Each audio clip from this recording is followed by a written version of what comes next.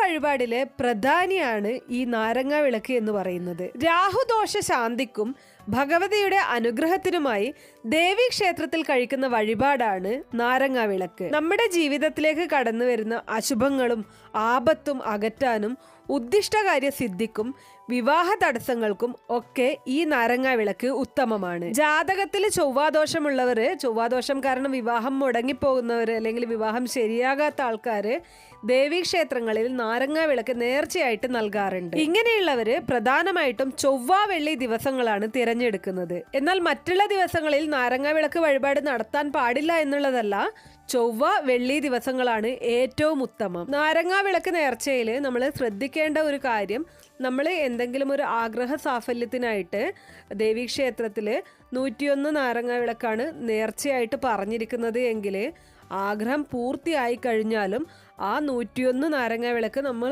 തീർച്ചയായിട്ടും സമർപ്പിക്കേണ്ടതായിട്ടുണ്ട്.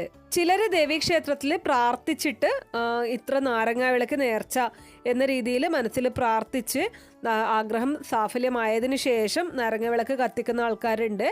ചിലര് നാരങ്ങ വിളക്ക് കത്തിച്ചുകൊണ്ട് തന്നെ ദേവിയോട് നമ്മുടെ ആഗ്രഹം പറയുന്ന ആൾക്കാരും ഉണ്ടാകും.